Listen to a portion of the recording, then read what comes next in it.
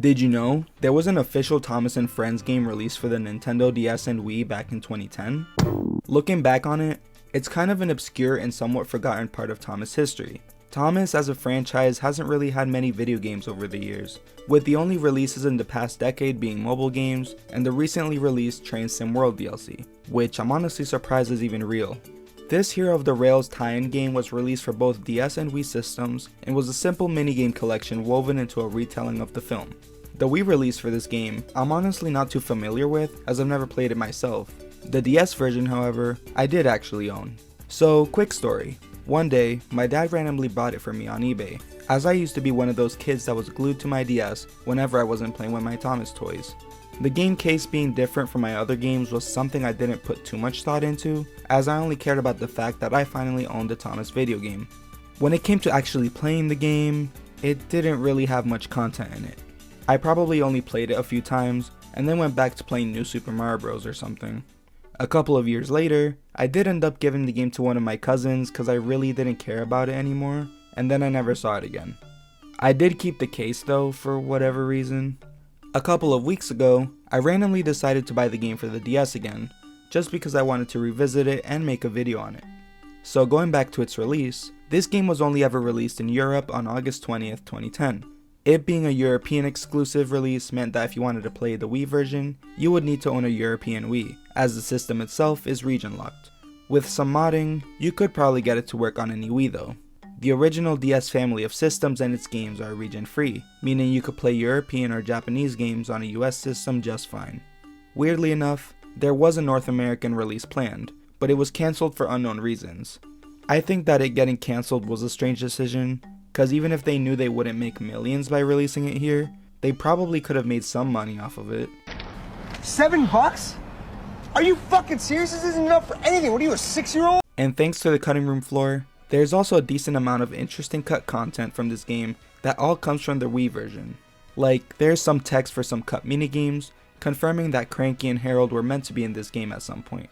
There are also a good amount of cut audio files for instructions on Cranky and Harold's minigames, as well as an early version of the sorting minigame, which seems to have involved Kevin a lot more.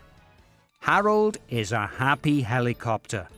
One of Harold's jobs is to pick up heavy crates. To move Harold left and right on the screen, hold the Wii remote upright and turn it around as though drawing circles on the ceiling. Change direction by turning the Wii remote the other way.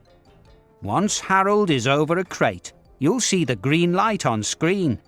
Press the A button on the Wii remote to lower the hook and pick up the crate. Once you have a crate, move Harold over an empty truck. When the green light shows on screen, press the A button on the Wii remote to lower the crate into place. Cranky is a powerful crane. He loads the trucks with heavy crates. To move Cranky left and right on the screen, hold the Wii remote upright and turn it around as though drawing circles on the ceiling. Change direction by turning the Wii remote the other way. Once Cranky is over a crate, you'll see the green light. Press the A button on the Wii remote to lower the hook and pick up the crate.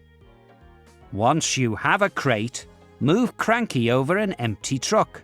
When the green light shows on screen, press the A button on the Wii remote to lower the crate into place.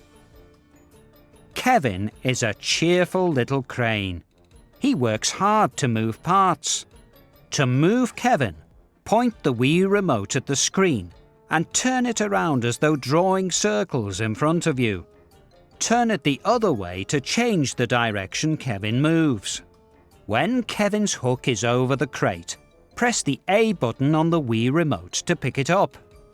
Move the crate over to the truck and press the A button on the Wii remote again to drop it in.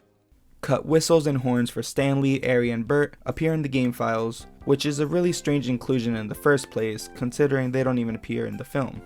Edward, Henry, Toby, and Mavis are also categorized as cut for some reason, but they do use all their sound effects in this cutscene, despite Mavis not being present. They all agreed to help Hero. Some of the characters that were planned to be included were Salty, Billy for some reason, and out of all narrow gauge engines apart from Victor, Rheneas. He really is starting to feel like a big joke at this point. Some have speculated that this game started development as a separate Thomas game, not related to Hero of the Rails, which seems believable with this lineup of cut characters. But if you want some more tidbits about the development of this game, go check out Trix Trains on Twitter. They managed to get in contact with the lead artist of this game, revealing some interesting stuff from development. They've also done some pretty cool stuff involving the game, like testing out some of the unused content. So I'd say if you're interested in seeing those, go give them a follow. Looking at the final versions of the game, both games are practically identical. The only major differences being the graphic quality and the use of clips from the film in the Wii version as opposed to the still images used in the DS version. Also, something really strange about the Wii version of this game is how during the cutscenes, they seemingly re-rendered some of the scenes to not have the mouths move, and that was such an odd choice. I assume this was done since they have the narrator voiceover, but it just looks so unnatural. Like, what is wrong with Sir Topham Hatt here? Playing the game itself, you start off by driving Thomas to the shunting yards to meet Spencer for the contest of strength. The controls vary on what system you're playing on, but on the DS, all you have to do is take the stylus and go in a clockwise direction with it. But the problem is that Thomas gets there in like 5 seconds, so you don't even get to do it for long. After a cutscene, you're brought back to the same minigame, but now for the race.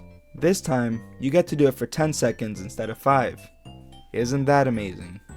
After Hero Scene, you're sent to the Steamworks where you get to clean Thomas up. I think this was the minigame I played the most as a kid, and I probably consider it to be my favorite in the whole game. Not only is it fun, but it's also pretty satisfying getting to see Thomas go from looking like scrap to a shiny new engine.